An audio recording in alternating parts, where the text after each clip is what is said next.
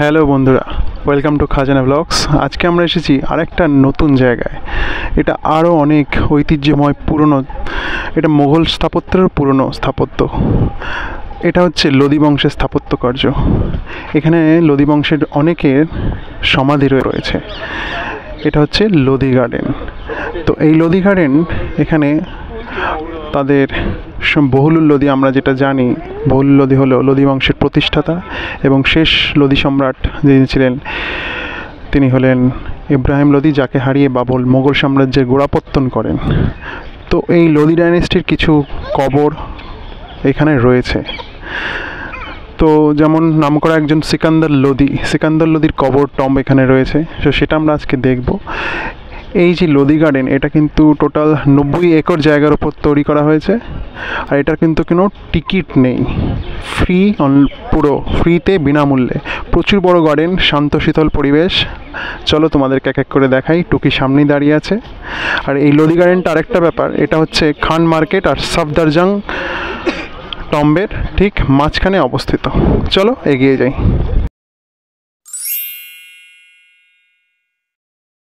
ভারতবর্ষের অন্যতম সুন্দর গার্ডেনের মধ্যে একটি হলো লোদি গার্ডেন। এখানে আমরা প্রবেশ করি গেট নাম্বার 1 অর্থাৎ অশোকা গেট দিয়ে। লোদি গার্ডেনের নিয়ারেস্ট মেট্রো হলো জোরবাগ থেকে অটোরিকশা ধরে গেট নাম্বার 1-এ আমরা পৌঁছেছি। এছাড়াও রাজীব চক মেট্রোতে নেমে সেখান থেকে কন্নট প্লেস রয়েছে, ওখান থেকে অটো ধরেও এখানে ডিরেক্টলি চলে আসা যায়।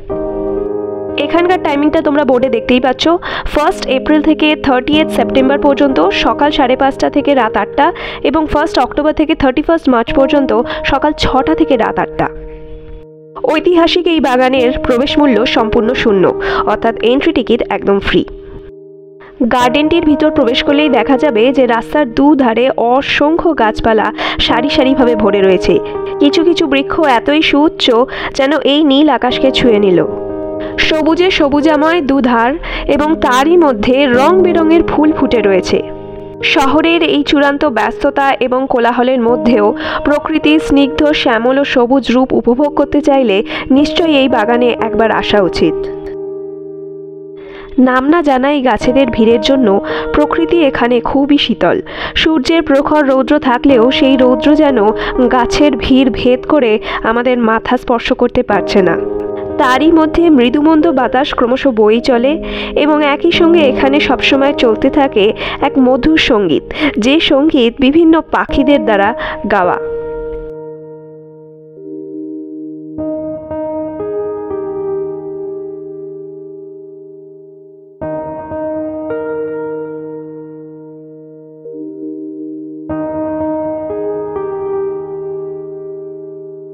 এই বাগানটির ভিতরে প্রবেশ করলে আপনাদের মনে হবে যেন কোনো ঘন জঙ্গলের মধ্যে ঢুকে পড়েছি, অথচ জঙ্গলটি খুবই সুন্দরভাবে সাজানো এবং খুবই রঙিন।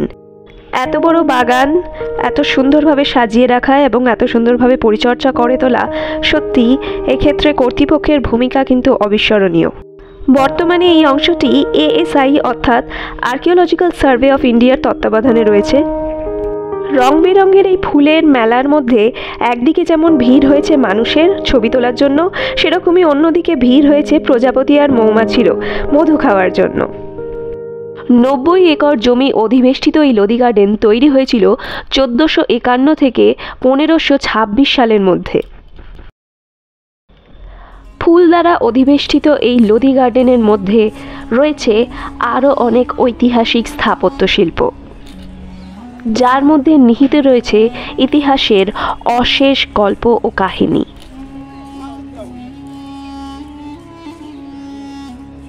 বাগানের মধ্যে ক্রমশ প্রবেশ করতেই নজরে পড়ল রং বেরঙের নানান নাম না জানা ফুলের মধ্য দিয়েই মাথা উঁচু করে দাঁড়িয়ে থাকা সুউচ্চ গম্বুজওয়ালা এই ইমারতটি।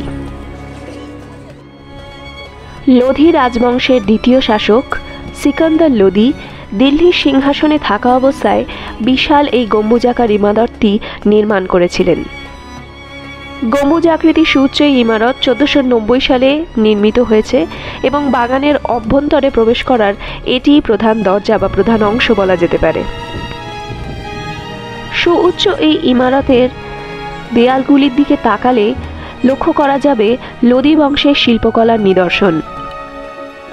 এই ইমারতের ভিত এতই শক্ত যে আজ থেকে প্রায় 500-550 বছর আগে তৈরি হওয়া সত্ত্বেও আজও এটা নিখুঁতভাবে দাঁড়িয়ে রয়েছে এবং আজ আমরা এই প্রজন্মের সকল মানুষেরা এটা উপভোগ করতে পারছি।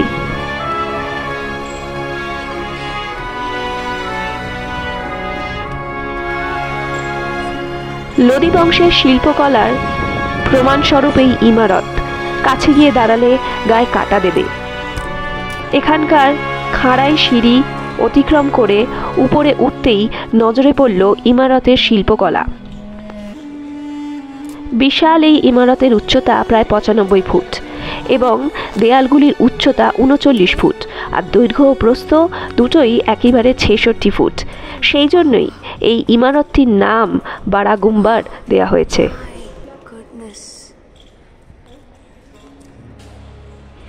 ইমারতটির গায়ের নকশা এখন অনেকটাই নষ্ট হয়েছে, আবার অনেকটাই অবিকল সেই সময়কার নকশা আজও রয়ে গেছে। সুবিশাল এই জানলা এবং দরজার সামনে দাঁড়িয়ে থাকা অবস্থায় সূর্যের রশ্মির আলো যখন ভিতরে এসে প্রবেশ করছিল, তখন উপলব্ধি করছিলাম সেই তৎকালীন সময়কাল থেকে আজও দাঁড়িয়ে থাকা এই ইমারতের মধ্যে আমি এসে এখানে উপস্থিত হয়েছি। এ তো কত সৌভাগ্যের বিষয়।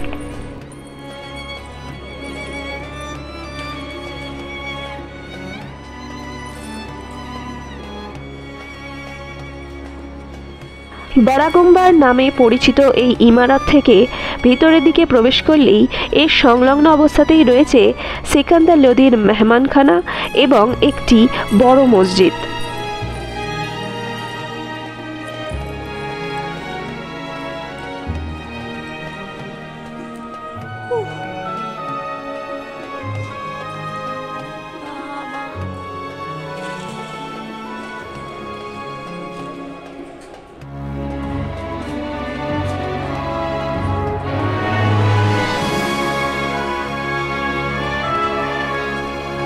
ইমারতের প্রবেশকারী বড় বড় দরজাগুলির উপরে অপূর্ব সুন্দর শিল্পকলা এবং নকশা পরিলক্ষিত হয়।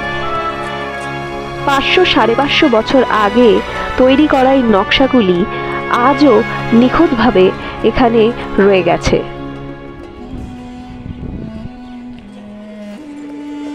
বাড়া গুম্বার থেকে বাইরে বেরিয়েই সামনের দিকে তাকালে বাঁ হাতে যে অংশটি প্রথম পড়বে সেটি হলো অত্যন্ত বিখ্যাত একটি মসজিদ।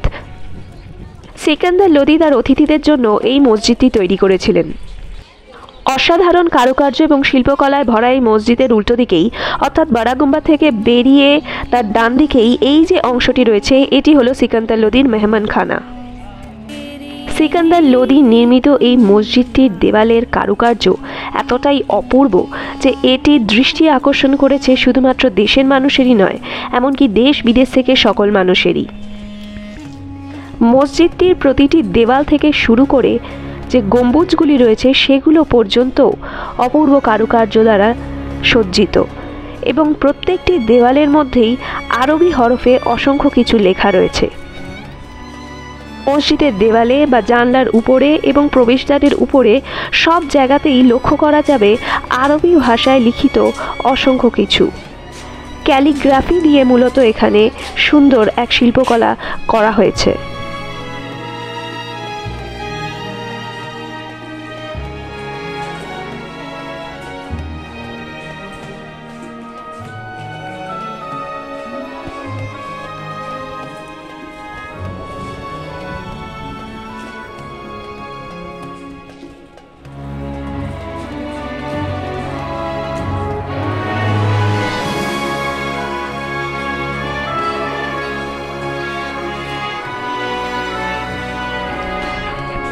মসজিদের পুরো দেয়াল জুড়ে রয়েছে পবিত্র কোরআনের আয়াত।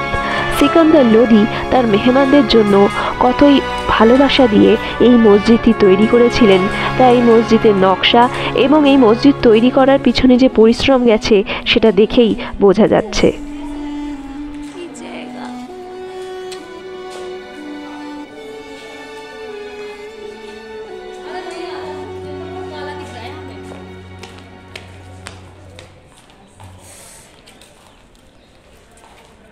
Impossible.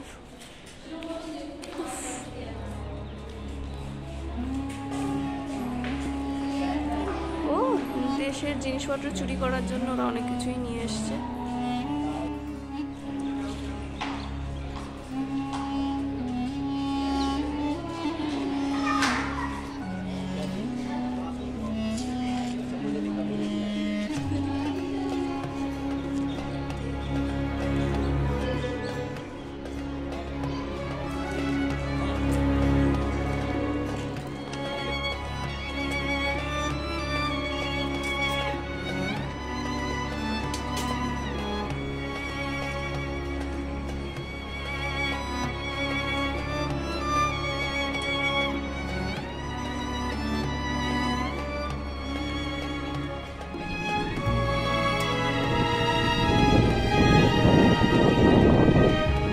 বারাগাম্বাদ থেকে বেরিয়ে সামনের দিকেই রয়েছে আরও একটি সুউচ্চ ইমারত। এটির নাম হলো শীশ গম্বুজ। এই ইমারতের যে গম্বুজটি পরিলক্ষিত হচ্ছে সেটি এককালে কাঁচ দ্বারা নির্মিত ছিল এবং সেই জন্যই এই ইমারতটির নামকরণ করা হয়েছিল শীশ গম্বুজ বলে।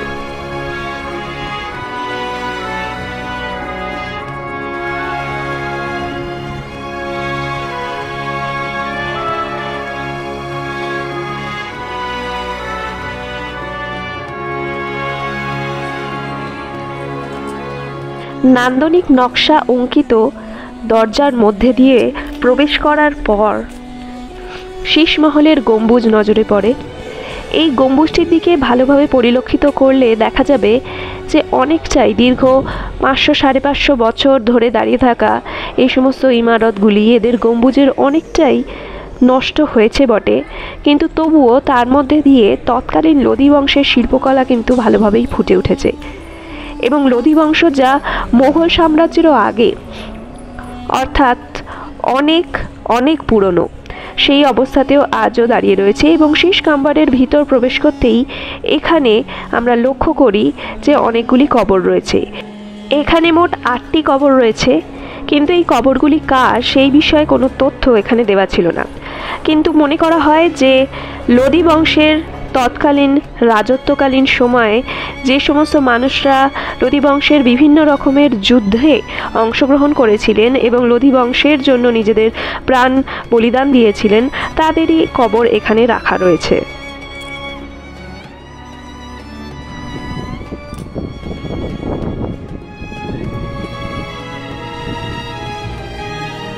শীশ গম্বুজ থেকে বেরিয়ে এগোতে থাকলে ক্রমশ আমরা লোদি গার্ডেনের পেছনের দিকে এগিয়ে যাব এবং এই সময়ে এইখানেই নজরে পড়ে সুবিশাল কেল্লা স্বরূপ একটি অংশ। দেখলে মনে হবে যেন কেল্লা দাঁড়িয়ে রয়েছে, কিন্তু এটি আসলে হলো সিকান্দার লোদির কবরস্থল। সিকান্দার লোদি 1489 সালে দিল্লির সিংহাসনে বসেন। সিকান্দার লোদির পিতা ছিলেন বাহাল্লুল খান লোদি। বাহাল্লুল খান লোদির পুত্র নিজাম খান, সেই নিজাম খানই সিকান্দার লোদি উপাধি গ্রহণ করে দিল্লির সিংহাসনে শাসন করতে বসেন। খাঁড়াই সিঁড়ি বরাবর উপরে উঠে গেলেই প্রথমে দেখা যাবে বিশাল একটি দালান সদৃশ অংশ।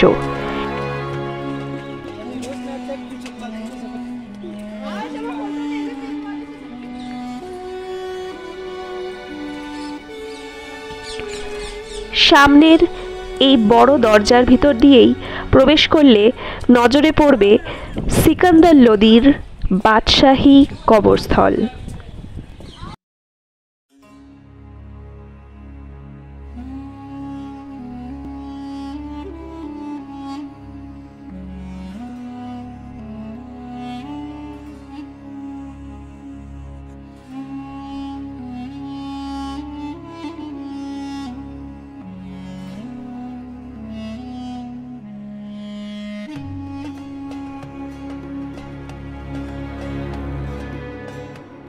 চারিপাশে কেল্লার দেওয়াল সদৃশ দেওয়াল দিয়ে ঘেরা, তারই মাঝখানে সুদূর বিস্তর বাগান এবং সেই বাগানের মধ্যে রয়েছে কত নাম না জানা অগণিত সারি সারি গাছ, আর তারই মধ্যে রয়েছে বিশাল সুউচ্চ গম্বুজাকৃতি একটি ইমারত এবং এই ইমারতের মধ্যেই রয়েছে সিকান্দার লোদির সমাধি তথা কবর। লোদি বংশের প্রভাবশালী সম্রাটদের মধ্যে অন্যতম সিকান্দার লোদি, তার কবরস্থল এক বাদশাহী আমেজে এখানে বিরাজমান হয়ে রয়েছে সেই দীর্ঘ বছর ধরে।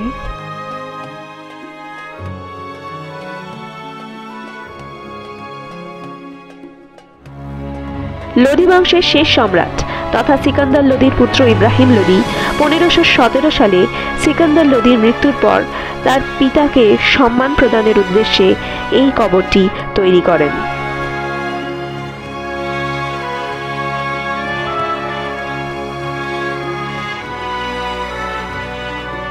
দিল্লির লোদি গার্ডেনের এক প্রান্তে নির্মাণ হয়েছে সিকান্দার লোদির এই বাদশাহী সমাধিসৌধ এবং পুরো এই সমাধিসৌধ ঘেরা রয়েছে পাথরের তৈরি দেওয়াল দিয়ে। সমাধিসৌধের ভিতরের কারুকার্য এবং শিল্পকলা নিখুঁত।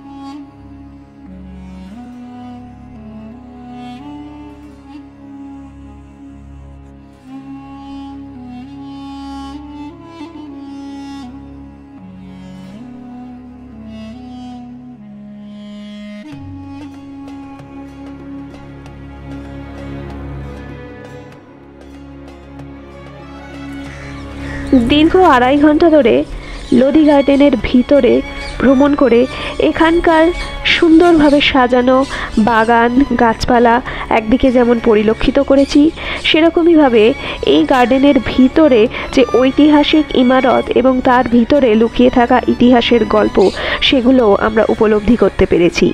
এতদিন ধরে ইতিহাসের পাতায় যে সমস্ত তথ্যগুলি সম্পর্কে জানতে পেরেছিলাম, সেই সমস্ত তথ্যগুলোকে যখন বাস্তবে দেখতে পাচ্ছি তখন সত্যি এক অতি রোমাঞ্চকর অনুভূতি অনুভব হচ্ছে।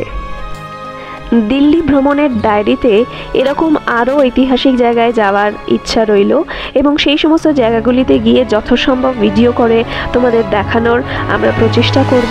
তাই তোমরা আমাদের ভিডিও দেখতে থাকো। এই ভিডিওটি কেমন লাগলো সেটা জানিও, ভিডিওটি লাইক করো, চ্যানেলটি সাবস্ক্রাইব করো এবং পারলে ভিডিওটি তোমাদের সকল নিজস্ব মানুষদের সাথে শেয়ার করে দিও।